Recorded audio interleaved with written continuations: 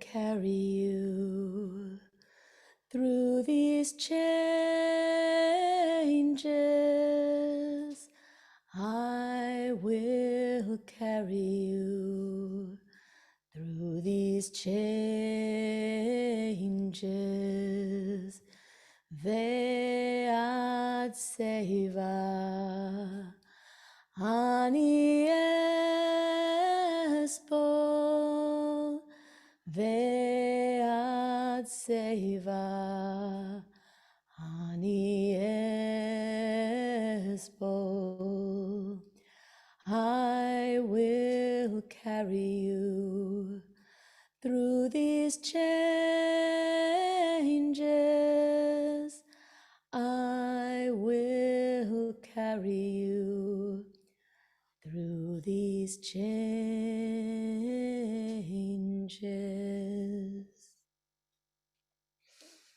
Brucha at Shekhinah. Blessed is the source of indwelling presence. We give great thanks and praise for our aliveness and for all that has been woven that we might be together this day. We offer our reverence to the ancestral tenders of the lands inhabited by each of us and extend respect to Indigenous people everywhere. We welcome our bright and benevolent ancestors, those who paved the way for us to be here now. And we give thanks to the elements, to the seasons in their cycles, to the more than human world that is our kin, and all that spirals us forward through time. Hello, everybody. I am Kohenet Keshira, haLev, Fife, and so glad and grateful to be back here with you all. I don't know about you, but I could really use a meditation sit going into this Shabbat. I feel especially grateful each Shabbat for the way that it punctuates our weeks. We could easily lose track of time, given how things have been. And I'm also especially grateful for the moon, which reminds us that even though the weeks might resemble each other, that we are in fact still spiraling, still moving, still cycling. We are now just past the full moon of Cheshvan, a month whose meaning has changed fairly dramatically over the course of my life. It reminds me of how, when we talk about reading Torah, someone might ask, why do we read the same thing each year? And of course, the text might appear to be the same each year, but we are not the same each year. So perhaps Cheshvan hasn't changed, but I have, or we have. Now, I have to admit that for most of my life, I was totally unaware of Cheshvan, or really most of the other Jewish months. And then at some point, I began to track them and to track the moon. And then I learned that Cheshvan is the month dedicated to coming down from the spiritual high of the Yamim Noraim. It's the time where we reflect on all of the vows that we made to ourselves, to the divine, just a few weeks ago. And we begin to make good on those promises. We reflect on whether we've made meaningful change in the ways we've intended when we pass through the gates at the beginning of Tishrei. Then I read somewhere along the line that this month is also called Mar Cheshvan, the prefix mar meaning bitter.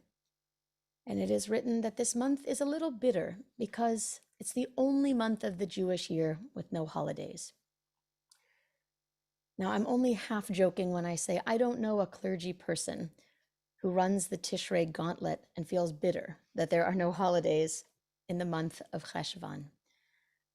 Those leading or hosting or cooking and tending might take this month as some welcome respite before we move into the colder months, roasting turkeys and frying latkes. The truth is that before we know it, the sap will soon rise again, and we'll be preparing for Purim and Pesach and so on. And so we need this natural pause.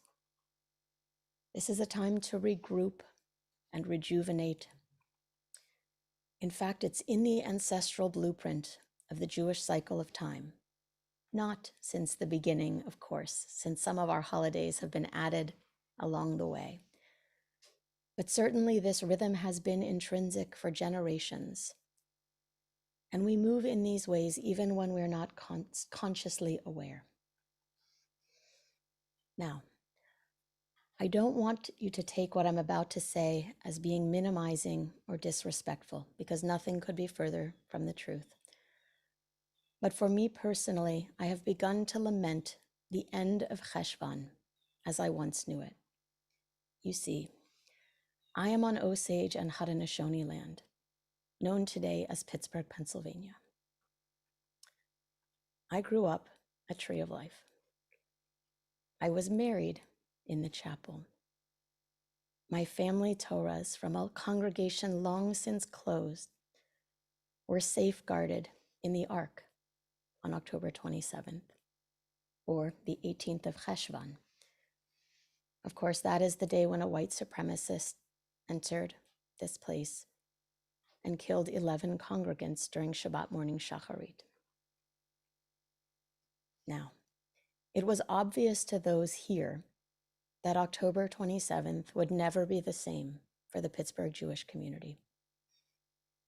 11 dear souls were taken from us that day, and it remains impossible to drive by the corner of Wilkins and Shady without being reminded of that. And of course, it seems that all rivers lead back to Pittsburgh, and so I know that many folks here also have Pittsburgh connection. As the media descended on our city in the wake of the shooting, and vigils popped up all around the globe, some part of me already knew that this day would never be the same for all of those who hold Pittsburgh dear, or even those who consider themselves part of Klal Yisrael, wherever they may be. However, it's taken almost 3 years for me to realize that this event also altered Jewish time as we once knew it. Each year, when the first cold rain falls and the yellow and brown leaves are on the ground, a certain Octobery feeling comes over our community. When I was a child, it was a sign that Halloween was coming. Now, it heralds the arrival of pumpkin everything and trauma rearing its head. There is a certain edginess here, a low-grade agitation that pervades this community. Commemoration plans are the focus of the month. Emotional meltdowns happening all along the way. This, instead of a mundane month of no holidays. Last Shabbat morning, as I called a young woman to the Torah, that very same Torah that was in the Ark on October 27th, the first cold rain fell. We were outside under a tent, simultaneously feeling the arrival of Octoberiness while affirming our Judaism. And I woke up Sunday morning with a kind of grief-laden exhaustion. The kind of exhaustion that doesn't shake loose with coffee. Sometimes better served by tears. So I let them come. I came to stillness and waited to see what Jewish wisdom might arise to meet the moment. I thought about what our sources of wisdom might offer me in this time, which felt like it was marked by irrevocable change. I felt grateful for the earth, for the seasons, these gentle reminders that heart-rending times are nearly here, and that they too will go as we move more deeply into winter. And I thought about the body as a source of wisdom, this body that registers grief and knows how to clear it, this body which demanded that I slow down and rest. before my conscious mind knew what was happening. And of course, I thought about my ancestors, to be reminded that it is in my bones to overcome adversity, and that indeed I was made for this time. In Kohenet circles, a wise priestess reminded me that Cheshvan is associated with the archetype of the Mekonenet, the mourning woman, the one who grieves, the one who holds grief, the one who ritualizes and tends and comforts the mourner. And indeed, that is what this month is about, at least here. But it's not just that, because on the other side of this Shabbat lies the 18th of Cheshvan, this coming Sunday, and then next week, October 27th. And yes, of course, we will gather to remember those 11, and we will say Kaddish on their behalf, praising the source of life. And we will also say the word Zichronam Livracha, may their memories be for a blessing. And then we will make it so. People will gather all across this community to participate in various service projects and a day of learning in commemoration. In my community, we will gather our generations to remember not only the ones taken that day, but also to remember the kindness that poured over us so readily in the aftermath. We'll talk about how to be good allies, how we can be the ones spreading messages of hope and kindness to others. And we'll paint stones with those messages and leave them in places where they might bring a smile to whoever encounters them. It will be an exercise in feeling our grief and turning it over and over until it becomes loving action. It will be a reminder to choose life, even in Mar Cheshvan. So the invitation today is to give ourselves a little time with the grief. Whether the grief is over the state of the world or its climate, or maybe missing the birth of a grandchild or the birthday dinner of a friend. Whatever sits heavy on your heart, the invitation is to place it on the altar of Mar Cheshvan with all else that has been bitter in this month, and to let our hearts be light and free, even just for 10 minutes. And let's see if our silence can help untie some of the knots and encourage us to transform our grief into something greater. So as you close your eyes, or settle in, or soften your gaze, take a deep breath all the way down into our bellies. Send it out through our feet. Ground ourselves. And just allow what arises to arise, knowing that we are safe and held.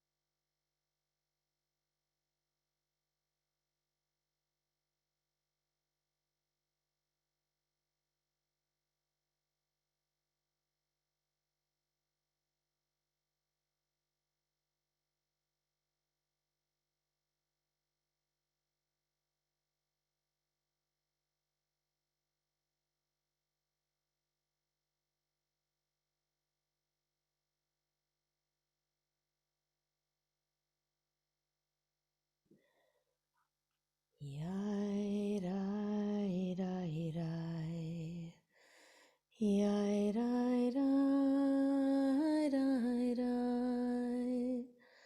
Yai dai dai dai. Yai dai dai dai dai. Close today.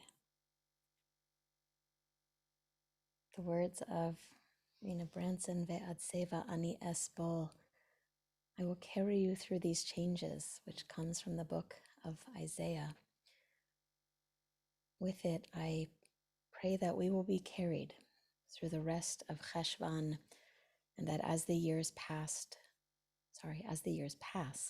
we continue to be carried through the necessary changes that allow us to heal and grow and become more resilient.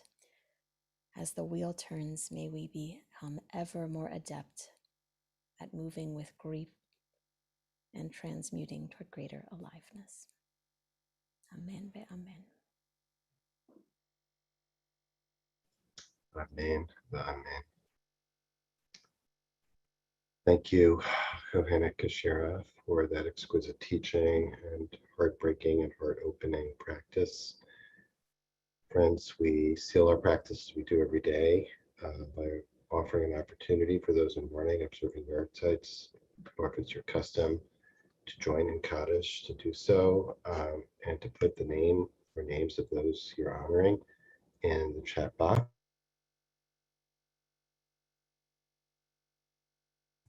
Mark, you accidentally muted yourself. Oops. So I'm putting the names of those 11 who lost their lives at Tree of Life in the chat box. I invite you to add names of any of those you are honoring and remembering today. And for those who are not joining Kaddish, to bear witness to the grief of others, by being present, compassionate, and attentive. Invite those who are saying Kaddish to rise with me in body or in spirit.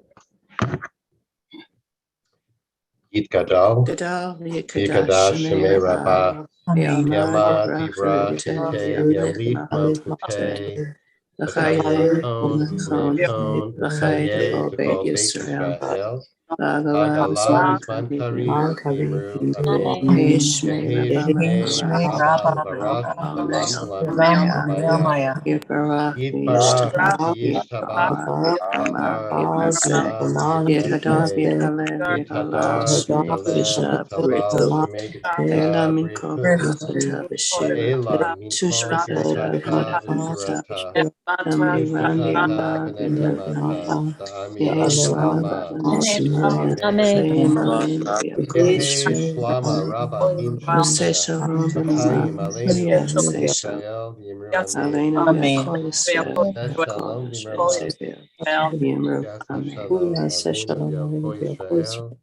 Yoko Yoshvei Tevel, Yoko Yoshvei Tevel, Vimru, Amen.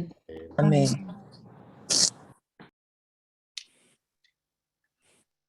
Thanks for joining us today.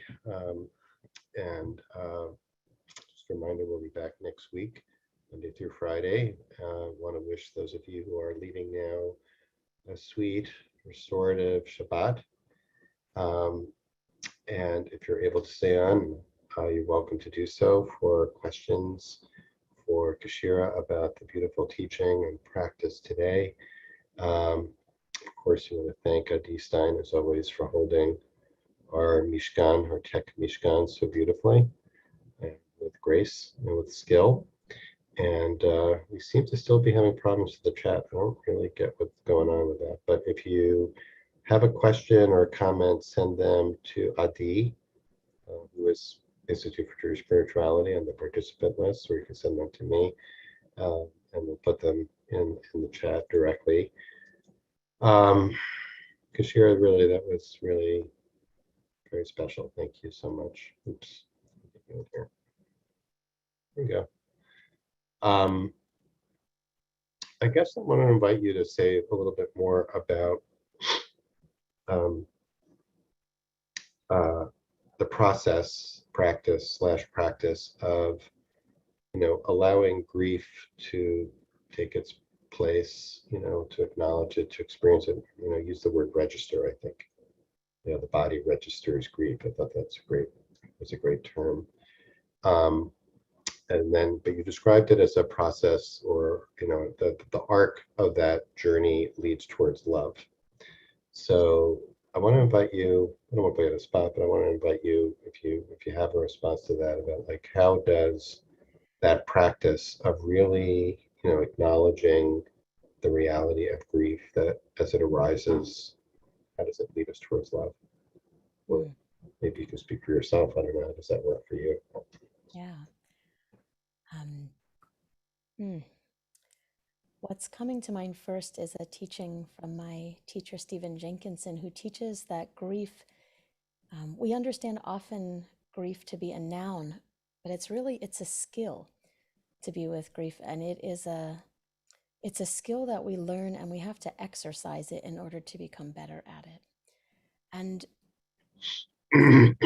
for me, the process of being with grief and allowing it, excuse me, to register and be transformed, it requires me to really be with it. And when I say that, what I mean is if you've ever had the feeling, kind of feels like being drawn under or into an emotionally tender place. And there is a moment, whether we're conscious of it or not, when we either choose to resist and redirect our attention elsewhere or to give way to the feeling. Most of us are trained to divert our attention elsewhere, right? Look on the bright side, don't dwell in the grief. And so I think what happens over time is that we become afraid to go there. When in actual fact, if we allow ourselves to go there, firstly, we become adept at reaching that place and coming back out.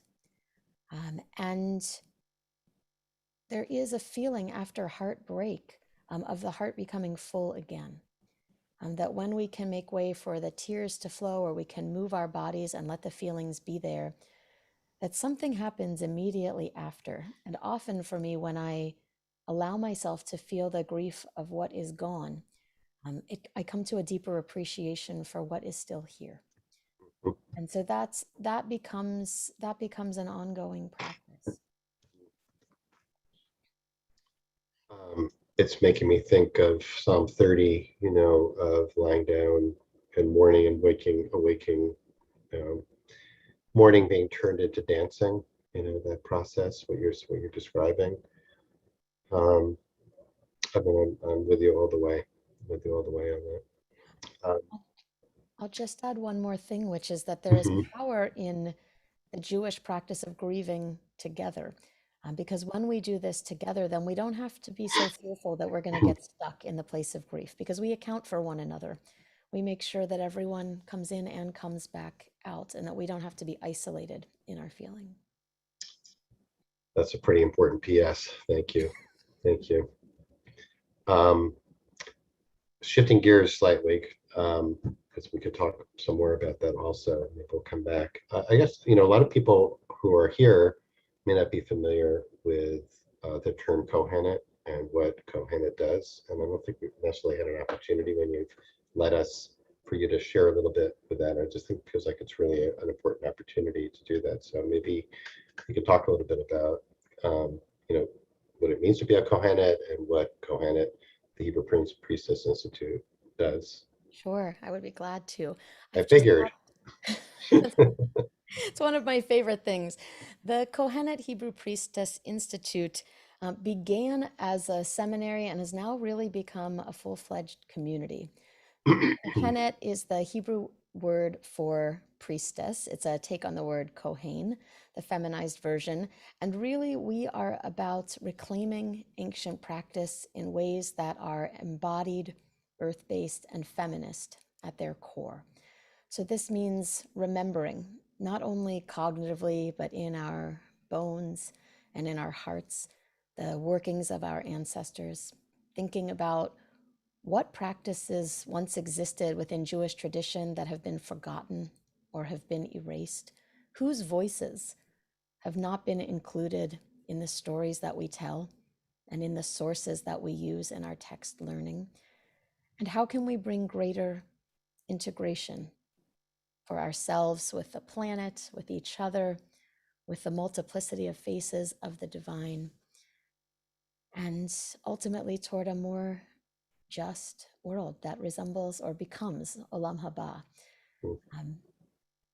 And I'll just say that what that translates to is everything from people doing healing work and teaching work and social justice work, leading communities, leading prayer, creating ritual, offering pastoral care to families, dancing, dreaming, alchemy, magic, all of that and more in ways that are grounded in Jewish tradition. Beautiful, beautiful. Thank you for sharing that. I'm glad for more people to be aware, that the holy work that's happening with Kohenet. Uh, and I just want to also connect your teaching with. Um, I don't know if you were on yesterday. You may not have been on yesterday. Um, Beautiful teaching by Rabbi Dorothy Richman. She was picking up on this week in the Parsha, the Akedah, the so-called test of Abraham, and brought this teaching about understanding test not as the kind of pass-fail test, but as the opportunity to notice being uplifted.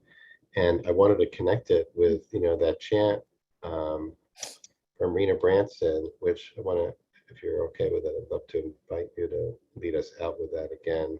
Absolutely. Um, you know, Ba'ad Seba Anias Bol, that I will carry you, literally, uplift through the changes.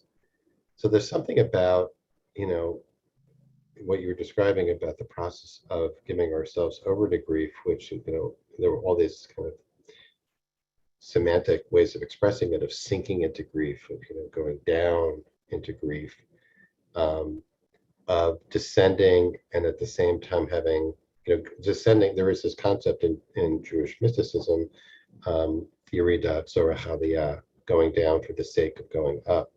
You know, and I think it's one of my favorite, not just concepts, but experiences of the paradox of, as we are going down, that it is in the going down that we can experience that sense of being uplifted in some way. And that's what I was thinking of as you were describing that. Um, and it's not for the sake of it necessarily, not, I'm going to go down so that I can go up, but that this is what it is, it is what it is. This is what's real right now. Um, and I'm not doing that so that I look forward to, being in a better place, but I am just honoring where I am right now, moment by moment by moment.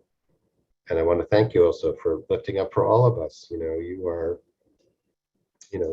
this is literally your home. You're talking about where this is happening, and those of us who live at a distance, we all have this experience of something that happens, in proximity to us, whether it's geographically or with our family. Um, but the resonance reaches all the way around the globe. So thank you for lifting that up and making us aware of, oh yeah, right, this is that time of year, right? Oh, I really do, it's there, it's present. So thank you for lifting that up. Absolutely. Rabbi Ron Simons, who's here in Pittsburgh and leads the Center for Loving Kindness at the Jewish Community Center, teaches that neighbor used to be understood as a geographic term, but it's really more of a moral concept, Mm, and that we can be neighbors to one another. We felt the neighborliness of people all around the globe following October 27th, and I know that that connection remains even when it's not so visible. mm. Okay, I'm just looking through it. Let's see. Um, how might we bring this energy and embodiment to Shiva and friends in mourning, not deflecting from grief, but not making it the exclusive element of the person and experience? That's actually a really good question. How, in terms of what are the implications for this teaching about how we, you know, how we are with people in their grief, in Shiva and otherwise? What do you Yeah. suggest? Um, well, I think two things. One is that as a general principle of life, we should follow the person who's at the center of whatever is occurring. So in a Shiva situation, we be led by the person. If they want to delve into their grief, then we be present with them. And if they want to talk about what they ate for lunch, then we can be in that conversation as well. The job of the visitor to a house of Shiva is to witness and support the mourner. And so that's always a good principle. And I think when I talk about the practice of grief, I'm not in the practice of going to other people and saying, "Where's your grief? I want to stir up your grief." But really, for me, it's a willingness to wear my own grief in a way that is more visible and public.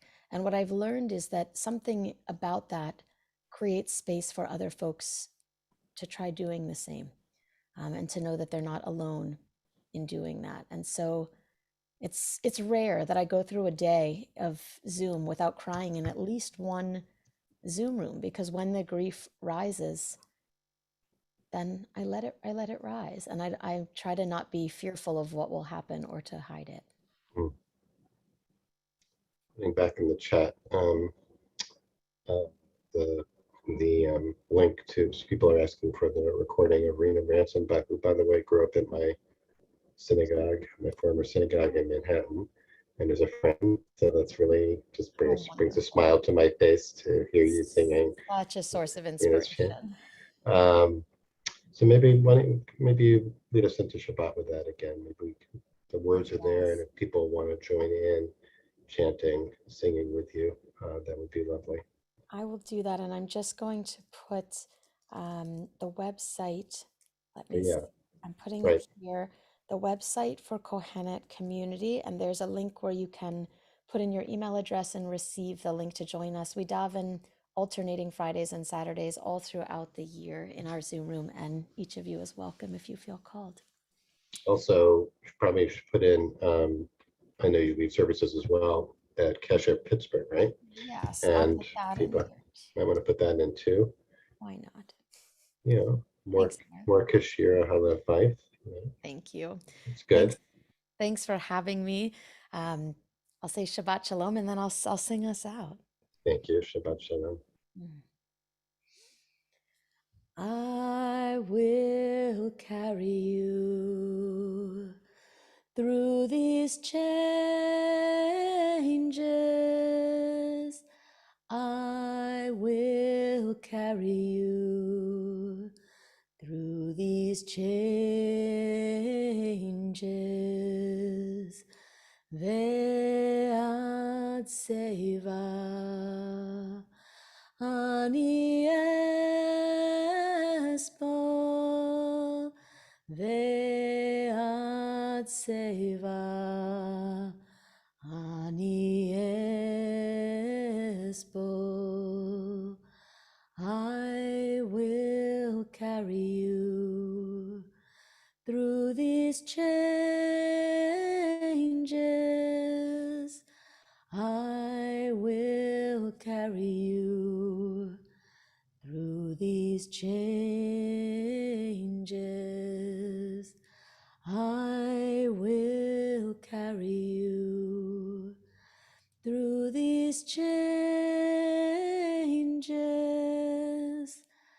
I will carry you through these changes.